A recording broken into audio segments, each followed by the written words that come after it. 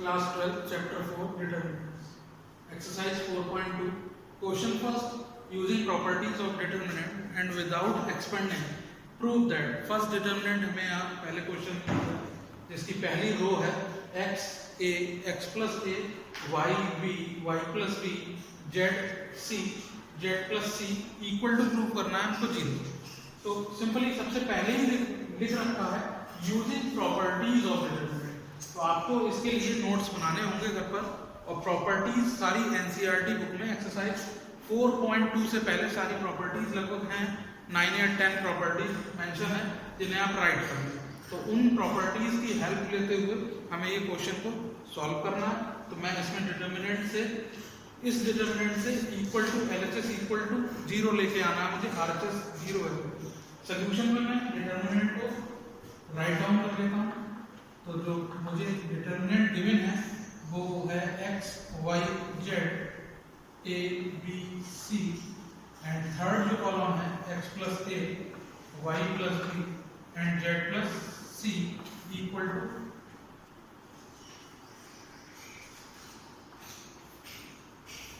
अब यहाँ पर हम देख सकते हैं कि जो कॉलम 1 है उसके एलिमेंट्स हैं x y z, कॉलम 2 के एलिमेंट्स हैं a b c, जबकि थर्ड जो कॉलम है वो एलिमेंट कंटेन कर रहा है इन दोनों का sum, that is x plus a y plus b और z plus c। It means हम जो प्रॉपर्टी यहाँ पर लगा सकते हैं, तो अगर मैं कॉलम 1 में कॉलम 2 को ऐड करा दूं तो कॉलम 1 और कॉलम 3 सिमिलर हो जाएंगे। तो मैं यहाँ पर जो प्रॉपर्टी यूज कर रहा हूँ वो है कॉलम 1 पे ऑपरेशन लगेगा कॉलम 1 प्लस कॉलम 2। कॉलम 1 पे ऑपरेशन मैंने लगाया c1 प्लस c2। तो it means only column 1 he change होगा, क्योंकि ऑपरेशन जो है वो कॉलम 1 पर ही अप्लाई हो रहा है। कॉलम 1 को कॉलम 2 में ऐड करने पर ये क्रिएट होगा x plus a and second element second में ऐड होगा y plus b and third में ऐड होगा z plus c। और जो कॉलम 2 हमारे पास बचा वो होगा a b एंड c, और जो थर्ड कॉलम है also x plus a y plus b and z plus c। तो यहाँ पर देखने से पता चल रहा है जो कॉलम 1 है और जो कॉलम 3 है वो सिमिलर हो गया, मींस हम यहाँ पर शो कर सकते हैं c1 and c3 are identical. Therefore इस जो डिटरमिनेंट की वैल्यू है वो 0 ऑब्टेन हो जाए, क्योंकि जो प्रॉपर्टीज दी हैं उसमें एक प्रॉपर्टी सेट प्रॉपर्टी नंबर 3 जो है उसमें ये दिया हुआ है कि कोई भी डिटरमिनेंट का रो या कॉलम सिमिलर हो जाएंगे, कोई भी 2 रो या 2 कॉलम तो वो आइडेंटिकल हो जाएंगे। तो उस टाइम पर जो पूरे डिटरमिनेंट की वैल्यू है वो 0 के इक्वल प्रोड्यूस होगी। नेक्स्ट क्वेश्चन की तरफ मूव करते हैं, क्वेश्चन 2।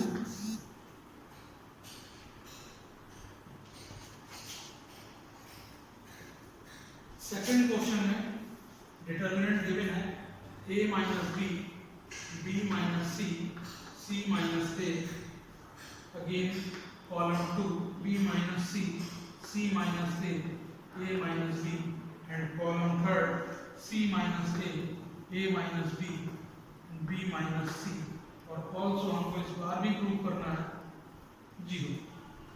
सिमिलर मैं यहाँ पर एलएचएस साइड को सॉल्यूशन में नोट करूंगा। एलएचएस साइड जो रहेगी वो डिटरमिनेंट की फॉर्म में है, और वो है a minus b b minus c c minus a b minus c c minus a minus b and c minus a minus b and b minus c। तो कॉलम 1 का जो फर्स्ट एलिमेंट है वो है a minus b, कॉलम 2 का जो first element है वो है b minus c एंड जो कॉलम 3 का फर्स्ट एलिमेंट है वो है c minus a। तो सिंपली अगर हम देख पा रहे हैं तो कॉलम को अगर मैं ऐड करूंगा तो यहाँ पर फर्स्ट एलिमेंट में a पॉजिटिव है, जबकि थर्ड कॉलम के पहले एलिमेंट में a नेगेटिव है। यहाँ पर b पॉजिटिव है और यहाँ b नेगेटिव है, c पॉजिटिव है कॉलम 3 में, जबकि कॉलम 2 में वो एलिमेंट नेगेटिव है। तो कंक्लूजन ये निकल रहा है अगर इनको मैं ऐड करा दूं तो ये सब एक दूसरे को कैंसिल आउट करके 0 परफॉर्म कर लेंगे। और कोई भी, ये भी एक आइडेंटिटी है, जब आप आइडेंटिटी राइट कर लेंगे तो आपको पता लगेगा किसी भी एक पर्टिकुलर रो को या कॉलम के सारे एलिमेंट जब जीरो बन जाते हैं तो वो डिटर्मिनेंट का इवैल्यूएशन टोटल वो जीरो निकल के आता है। तो यहाँ पर हम जीरो बनाने की कोशिश करते हैं, तो उसमें हम कॉलम को ऐड करा देते हैं, इस फर्स्ट कॉलम को कॉलम 2 के साथ और कॉलम 3 के साथ। तो सिंपली कॉलम 1 पे मैं प्रॉपर्टी लगा रहा हूँ C1 arrow C1 plus C2 plus C3। तो कॉलम को जब मैं ऐड करूंगा तो सिंपली कॉलम 1 ही चेंज होगा, जबकि कॉलम 2 और कॉलम 3 एज इट इज लिख दिए जाएंगे। तो सबसे पहले मैं कॉलम 2 को राइट कर देता हूँ B minus C, C minus A and A minus B, and third column is C minus A minus B और B माइनस C। अब मैं जो ऑपरेशन लगा रहा हूँ वो है कॉलम 1 पे, तो मैं कॉलम 1 पे कॉलम 2 और कॉलम 3 को ऐड करके दिखाता हूँ। तो कॉलम 1 के जो फर्स्ट एलिमेंट है वो है A माइनस B, उसी फर्स्ट एलिमेंट में बाकी के फर्स्ट एलिमेंट ऐड हो जाएंगे, जैसे कि B minus C plus next C minus A। इसी टाइप से कॉलम 1 का सेकंड एलिमेंट सारे कॉलम्स के सेकंड एलिमेंट को ऐड कर लेगा, means B minus C add करेगा C माइनस A को और A माइनस B को। इसी टाइप से थर्ड एलिमेंट सारे थर्ड एलिमेंट को ऐड कर लेगा। यहाँ पर हम देख सकते हैं A पॉजिटिव नेगेटिव सारे एलिमेंट्स एक दूसरे को कैंसिल आउट करना है, जिससे कि हमारा जो कॉलम 1 हमें जो मिलेगा वो पूरा एक जीरो की फॉर्म में ऑब्टेन होगा। तो जो कॉलम 1 है वो मिल गया मुझे 0 0 0, एंड बचे हुए जो कॉलम्स हैं B minus C, C minus A and A minus B, again C minus A minus B and B minus C। Here all elements of C1 are 0। जैसा कि हमारी एक आइडेंटिटी, किसी भी कॉलम, किसी पर्टिकुलर कॉलम या किसी भी पर्टिकुलर रो के ऑल एलिमेंट्स अगर 0 हों तो पूरे डिटर्मिनेंट की वैल्यू 0 के ही इक्वल होगी। तो इस टाइप से हमने फर्स्ट क्वेश्चन और सेकंड क्वेश्चन को एक आइडेंटिटी के बेस पे सॉल्व किया। फर्स्ट क्वेश्चन में हमारी जो आइडेंटिटी लगी वो लगी आइडेंटिकल आइडेंटिटी, मींस किसी भी रो या किसी भी कॉलम के एलिमेंट्स अगर सिमिलर है तो जो डिटर्मिनेंट की वैल्यू है वो 0 हो जाएगी। जबकि क्वेश्चन 2 में हमने जो आइडेंटिटी यूज की उसमें था किसी भी पर्टिकुलर रो के या किसी भी पर्टिकुलर कॉलम के एलिमेंट्स सारे एलिमेंट्स अगर 0 के इक्वल हो जाए तो वो डिटर्मिनेंट का इवैल्यूएशन भी कितना आएगा 0। तो इस टाइप से हमने दो क्वेश्चन को सॉल्व किया। बढ़ते हैं थर्ड क्वेश्चन की ओर।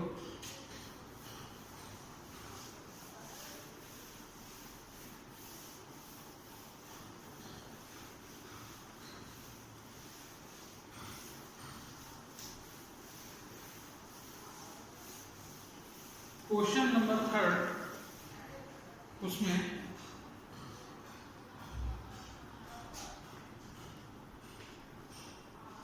प्रूव दैट के बाद का जो पार्ट है वो मैं राइट कर दूँ। पहला जो कॉलम है उसके एलिमेंट्स हैं 2 3 5, जबकि कॉलम 2 के एलिमेंट्स हैं 7 8 9, एंड जो कॉलम थर्ड के एलिमेंट हैं 65 75 एंड 86।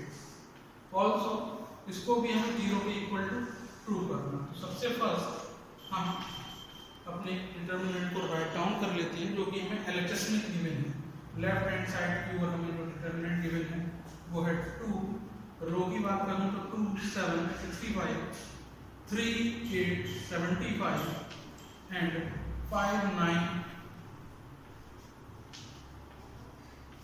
86। इस टाइप से मैंने इस डिटर्मिनेंट को राइट किया। तो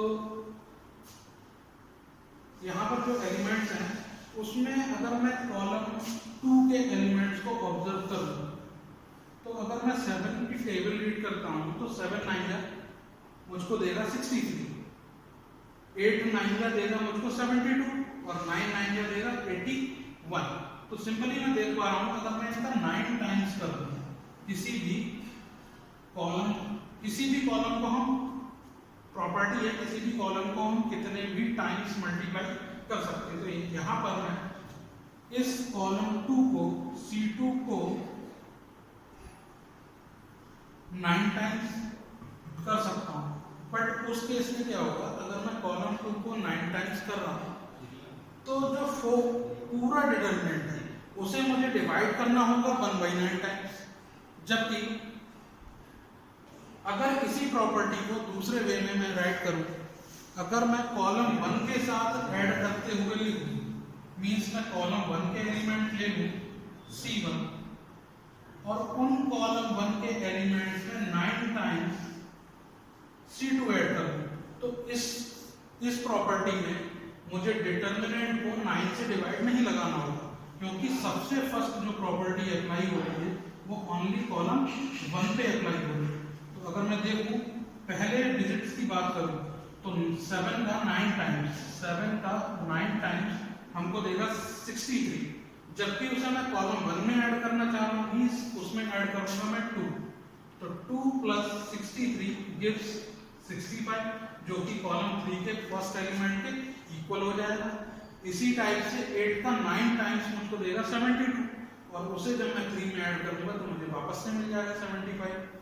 9 का 9 टाइम्स 81 क्रिएट करेगा, जो कि 5 में ऐड अप होने पर 86 बनेगा। तो ये जो प्रॉपर्टी है और उस प्रॉपर्टी में जो डिफरेंस रहेगा, अगर कोई बच्चा इसको C2 arrow 9 times C2 plus C1 लिखता है तो उसे बस बाहर 1/9 करना पड़ेगा, क्योंकि हम जब किसी भी कॉलम किसी भी पर्टिकुलर रो की मल्टीप्लाई कर देते हैं तो पूरे डिटरमिनेंट में हमें उसी डिजिट से डिवाइड लगाना होता। तो फिलहाल तो मैं C1 में 9 टाइम्स C2 ऐड कर रहा हूँ, तो मुझे कोई जरूरत नहीं है यहाँ पर 9 से डिवाइड करने की। तो सिंपली मैं C1 पे ऑपरेशन लगाऊंगा तो सिर्फ सिंपली C1 ही चेंज होगी। C2 और C3 को मैं एज इट इज नोट करने वाला हूँ, जो कि है 7, 8, 9 एंड 65, 75 एंड 86। C1 में मैं 9 टाइम्स ऐड कर रहा हूँ तो यहाँ पे डिजिट बनेगा C1 का पहला एलिमेंट 2 प्लस 9 टाइम्स उसमें ऐड हो रहा है C2 मींस 7 जा 9 into 7 63 plus 2 65। 3 में ऐड करूंगा मैं 9 टाइम्स 8। इसी टाइप से 5 में ऐड करूंगा मैं 9 टाइम्स 9। मींस ये जो डिटरमिनेंट है इसका पहला कॉलम को अगर मैं सिंप्लीफाई करूं, मींस 2 में अगर मैं ऐड करूं 9 टाइम्स 7 दैट इज गिव्स 65। 9 8 जा 72 plus 3 gives 75 and also 9 9 ja 81 plus 5 gives 86। column 2 रहेगा 7 8 9 and column third also 65 75 86। यहाँ आपको साफ साफ दिख रहा है कॉलम 1 और कॉलम थर्ड आइडेंटिकल हो गए। here C1 and C3 are identical, therefore इस जो डिटरमिनेंट की वैल्यू है वो 0 के इक्वल होगी। तो सिंपली हमने देखा कॉलम 1 में 9 टाइम्स C2 ऐड करने पर हमने C1 और C3 को आइडेंटिकल बना लिया, और जब भी किसी डिटरमिनेंट में दो पर्टिकुलर रोज या कॉलम्स आइडेंटिकल होंगी देन उस डिटरमिनेंट की वैल्यू 0 के इक्वल होगी। मूव करते हैं क्वेश्चन 4 की ओर।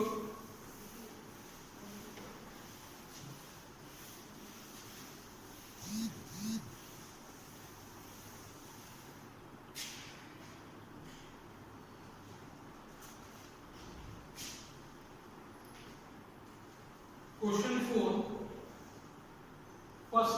फर्स्ट कॉलम रहेगा 1 1 1, second column B C C A and A B, and जो थर्ड कॉलम के एलिमेंट है A in bracket B plus C, B in bracket C plus A and C in bracket A plus B, और वापस से हमें equal to में prove करना है 0। तो यहाँ पर मैं LHS में मैं वापस से इस डिटरमिनेंट को राइट डाउन कर लेता हूं।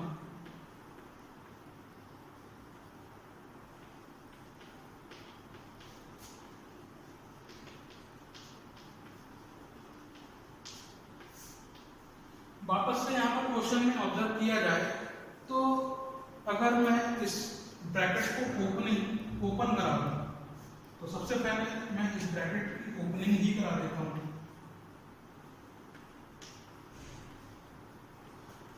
होने के बाद ये टर्म्स हो जाएंगे A B plus A C, B C plus B A and C A plus A B. अब A B, A C and B C means तीनों जो लेटर्स हैं वो साइक्लिक ऑर्डर में हमारे पास अवेलेबल है। हर बार हमारे पास ए बी भी है, बी सी भी है, सी ए भी है। यहाँ पर भी ए बी है, बी सी है और सी ए है। ए बी है, बी सी है, ए बी भी है, बी सी भी है और सी ए भी। तो सिंपली कंक्लूजन ये निकल रहा है कि कॉलम 2 में क्यों ना कॉलम 3 को ऐड करा दिया जाए या फिर कॉलम 3 में कॉलम 2 को ऐड कर दी। तो यहाँ पर मैं प्रॉपर्टी यूज कर लेता हूँ। कॉलम 2 में मैं कॉलम 3 को ऐड करा लेता हूँ। कॉलम 2 में कॉलम 3 को ऐड कराने पर जो टर्म्स क्रिएट होने वाले हैं वो है A B plus B C plus C A B plus B C plus C A. Simply जब कॉलम 2 को कॉलम 3 में ऐड करा जाएगा तो सेकंड एलिमेंट ऐड अप होंगे, जिससे कि वापस से यही टर्म मिल रहा है A B plus B C plus C A. Last ये एलिमेंट अगर ऐड अप होंगे तो सिमिलर टर्म क्रिएट कर रहा है A B plus B C plus C. Final C3 को मैं as it is write down कर दूंगा A B plus A C, B C plus B A and last C A plus B C. आप देख रहे हैं जो column 2 है उसके सारे एलिमेंट एक जैसे हैं, तो मीन्स इन एलिमेंट्स को मैं कॉमन ले सकता हूँ। तो A B plus B C plus C A को मैं कॉमन लेता हूँ। तो इस लाइन को लिखूंगा take out A B plus B C plus C A from column 2। Column 2 से ये टर्म जब बाहर आएगा तो ये डिटरमिनेंट से आके बाहर कॉलम में कॉलम 2 का जो टर्म है वो बाहर आ गया A B plus B C plus C. तो कॉलम 1 पर तो कोई भी इफेक्ट नहीं होगा, वो एज इट इज 1 1 1।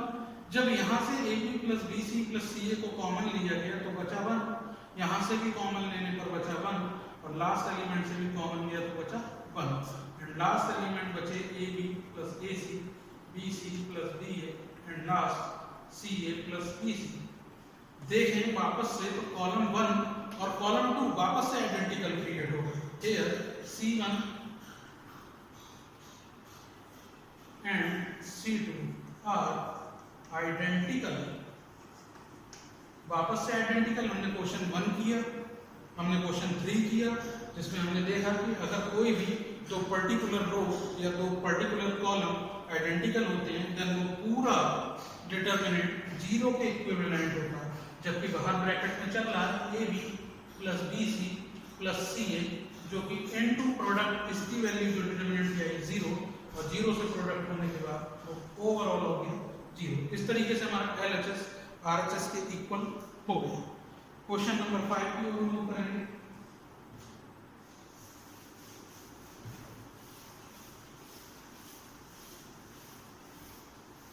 तो सिंपली जो एक्सरसाइज 4.2 है उसके स्टार्टअप के क्वेश्चन जो सिंपली 1 to 8 या 10 है वो एकदम सिंपल है, जो कि बस एक या दो स्टेप में प्रॉपर्टी को लगाने पर वो किसी ना किसी प्रॉपर्टी को ही शो करने लगते हैं और उनकी वैल्यू हम डायरेक्ट फाइंड आउट कर सकते हैं। यहाँ पर जो क्वेश्चन 5 है वो है प्रूव दैट एक डिटरमिनेंट दिया हुआ है जिसके एलिमेंट्स हैं b plus C, C plus A और a plus B, q plus r, r plus p and p plus q। और जो लास्ट एलिमेंट है x, y plus z, z plus x and x plus y। और जो इससे पहला question आना है एनसीईआरटी में, जो कि एक डिटरमिनेंट से डिटरमिनेंट को ही इक्वल टू में भी डिटरमिनेंट ही प्रूव करवा रहा है, means equal to twice of a determinant which is a b c and p q r and x y z। तो ये फर्स्ट क्वेश्चन आप कह सकते हैं एनसीईआरटी का, जिसमें कि हमें एक डिटरमिनेंट से डिटरमिनेंट को ही सॉल्व करके लेके आना है। तो वापस से मैं एलएचएस में डिटर्मिनेंट को राइट डाउन करूंगा। डिटर्मिनेंट रहेगा b plus C, c plus a, a plus b and q plus r, r plus p and p plus q and again y plus z and z plus x and x plus y। तो सबसे पहले अगर हम बात consider करें यहाँ पर इस डिटर्मिनेंट से इस डिटर्मिनेंट में बना के लाना है, इसका ट्रांसफॉर्म करना है, जबकि उससे बाहर एक डिजिट आपको दिख रहा है 2 मल्टीप्लाइंग। तो सबसे पहले हम 2 ही बना देते हैं। 2 बनाने के लिए आप सिंपल आप देख पा रहे हैं कि यहाँ पर भी अवेलेबल है, b यहाँ भी है, मींस 2 भी मेरे पास हो जाएंगे, a और a 2a हो जाएंगे, c और c 2c हो जाएंगे। इट मींस ये जो एलिमेंट्स हैं वो हैं रो 1 में, ये जो एलिमेंट्स हैं वो रो 2 के, और ये जो एलिमेंट्स हैं वो रो 3 के। इट मींस मैं रो 1 में रो 1, रो 2 और रो 3 को ऐड करा रहा हूँ। मेरी जो प्रॉपर्टी लगी रो 1 में मैं ऐड करा रहा हूँ रो 2 और रो 3 को। जैसा कि आप देख पा रहे हैं कि सारे elements twice of a create होगा, ट्वाइस ऑफ b क्रिएट होगा, ट्वाइस ऑफ c क्रिएट होगा। रो 1 का पहला एलिमेंट रो 2 के पहले और रो 3 के पहले एलिमेंट से एड अप होने के बाद जो क्वांटिटी दे रहा है वो twice of a plus b plus c। Similarly in column 2 जो q और q भी 2 है, r और r भी 2 r क्रिएट करेंगे, p और p भी 2p क्रिएट करेगा। इट मींस ये अब आपस में ऐड होने पर हमें जो कॉम्बिनेशन देंगे वो होगा twice of p plus q plus r। वापस से ये एलिमेंट्स को भी सारों को ऐड करने पर हमें मिलेगा twice of x plus y plus z। बाकी के रो को मैं सिमिलरली वापस से वही उतार देता हूं।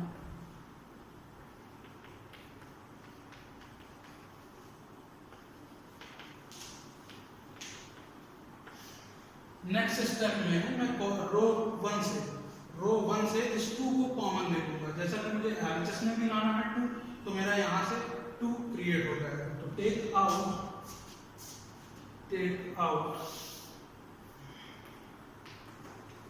2 फ्रॉम R1 से मैं 2 कॉमन ले लेता हूं, जो 2 निकल कर बाहर डिटरमिनेंट के बाहर 2 क्रिएट हो गए, और जो बची हुई टर्म्स है वो a plus b plus c, p plus q plus r and x plus y plus z, and जो रो 2 के टर्म है c plus a plus b, r plus p and p plus q and z plus x and x plus y। तो twice create हो गया। अब बात करते हैं इस डिटरमिनेंट के ऊपर। तो पहले रो में a, p और x को आपको बचाना है। a, p और x means b plus c minus करना पड़ेगा, q प्लस r भी मुझे हटाना पड़ेगा, और y प्लस z को भी मुझे हटाना पड़ेगा। तो सिंपली मैं यहाँ पर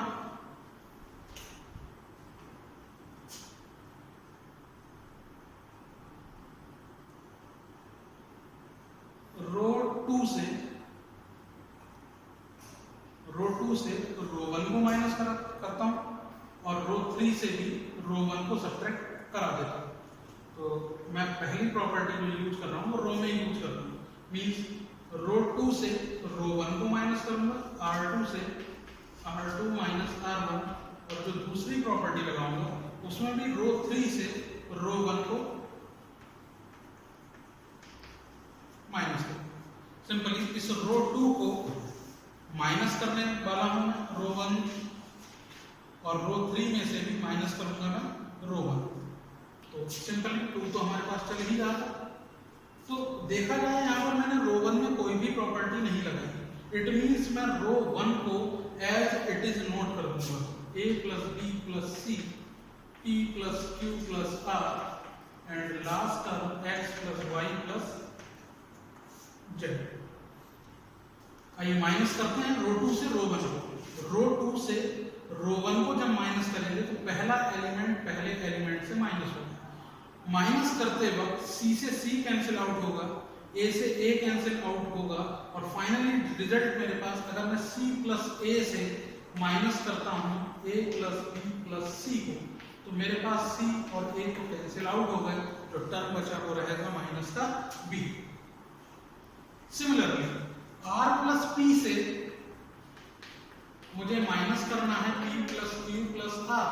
तो आप देख पा रहे हैं पी और आर, पी और आर कैंसिल आउट होके यह क्रिएट हो रहा है माइनस का Q. Similarly Z plus X से X plus Y plus Z minus करूंगा तो सिंपली मेरे पास बचेगा माइनस का वाई। इसी टाइप से इस प्रॉपर्टी को फॉलो करने पर R3 में से R1 घटाने पर मींस R3 में से R1 माइनस करूंगा, मींस A प्लस B में से A प्लस B से मैं माइनस करने वाला हूं A plus B plus C। Means A plus B तो एक दूसरे को कैंसिल आउट कर देंगे, जो टर्म अकेली रह जाएगी वो होगी माइनस का C। ऐसे P प्लस Q से P plus Q plus R minus करने पे बचा मेरे पास माइनस R।